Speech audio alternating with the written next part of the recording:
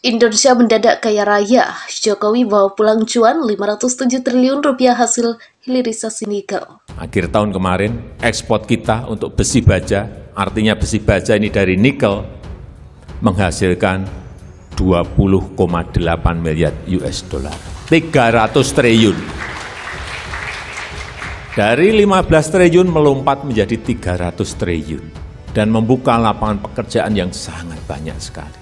Padahal kita tidak hanya memiliki nikel, kita memiliki tembaga, kita memiliki boksit, kita memiliki timah, kita memiliki emas. Jangan itu dikirim dalam bentuk raw material lagi, dalam bentuk bahan mentah lagi. Stop. Kita ingin membuka lapangan pekerjaan yang sebesar-besarnya untuk rakyat kita.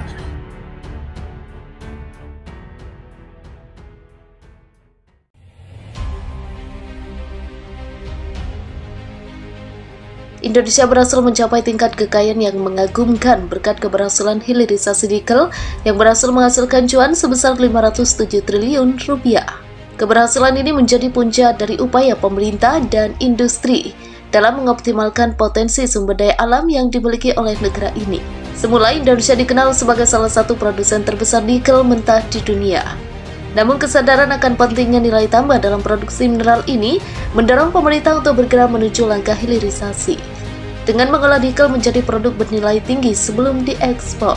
Langkah pertama dalam proses hilirisasi ini adalah mengembangkan teknologi dan infrastruktur yang diperlukan untuk mengolah nikel menjadi produk akhir yang berkualitas. Pemerintah menjalin kemitraan strategis dengan industri lokal dan asing, memfasilitasi transfer teknologi, serta memberikan insentif bagi investasi dalam pengembangan sektor hilirisasi. Melalui penelitian dan pengembangan yang intensif, Indonesia berhasil menciptakan berbagai produk turunan nikel yang memiliki nilai tambah tinggi, seperti baterai lithium-ion untuk kendaraan listrik, perangkat elektronik canggih, dan material superkonduktor yang digunakan dalam industri teknologi tinggi. Keberhasilan hilirisasi nikel tidak hanya meningkatkan nilai ekspor Indonesia, tetapi juga memberikan dampak positif pada perekonomian dalam negeri. Industri hilirisasi ini menciptakan ribuan lapangan kerja bagi masyarakat Indonesia, memperkuat sektor manufaktur, dan meningkatkan pendapatan nasional secara signifikan. Dalam upaya untuk menjaga keberlanjutan dan keberagaman ekonomi, pemerintah memberikan perhatian khusus pada pengelolaan lingkungan dan penggunaan sumber daya alam secara bertanggung jawab. Dengan mengadopsi teknologi hijau dan mengimplementasikan kebijakan lingkungan yang ketat, Indonesia dapat meraih keuntungan ekonomi sekaligus menjaga keberlangsungan lingkungan untuk generasi mendatang. Kemakmuran hasil dari hilirisasi nikel dirasakan oleh seluruh masyarakat Indonesia. Dana cuan sebesar 507 triliun rupiah digunakan untuk membiayai berbagai program pembangunan, infrastruktur, dan kesejahteraan sosial.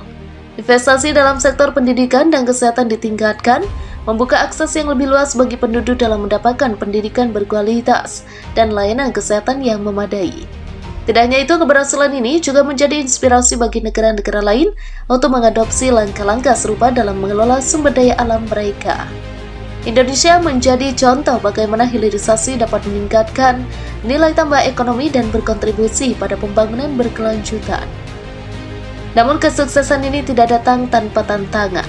Pemerintah terus menghadapi tugas besar dalam mengelola dan menjaga stabilitas ekonomi, memastikan keadilan sosial, dan memperkuat industri hilirisasi nikel agar tetap kompetitif di pasar global. Sebagai warga negara Indonesia, kita patut bersyukur atas keberhasilan hilirisasi nikel ini. Semoga keberhasilan ini menjadi landasan untuk lebih banyak prestasi di masa depan, mengangkat Indonesia ke tingkat kekayaan dan kemakmuran yang lebih tinggi lagi. Laporan ini mencerminkan pencapaian yang luar biasa bagi Indonesia sebagai negara berkembang. Selama beberapa dekade terakhir, Indonesia telah menunjukkan pertumbuhan ekonomi yang mengesankan dan berkelanjutan. Faktor-faktor yang menjadi kunci kesuksesan ini termasuk reformasi struktural yang cermat, investasi besar dalam sektor infrastruktur, dan fokus pada pengembangan sumber daya manusia melalui program-program pendidikan dan pelatihan yang inovatif. Dengan penduduk yang besar dan beragam, Indonesia menjadi pasar yang menarik bagi berbagai perusahaan internasional untuk berinvestasi. Hal ini telah membuka peluang bagi pertumbuhan sektor swasta di dalam negeri dan meningkatkan daya saing ekonomi Indonesia di pasar global. Selain itu, pemerintah Indonesia juga telah aktif dalam memperkuat kerjasama regional dan internasional membuka peluang akses pasar yang lebih luas. Reaksi atas laporan PBB ini beragam di berbagai belahan dunia. Di Uni Eropa muncul perasaan campur aduk di antara para pemimpin dan ekonom terkemuka.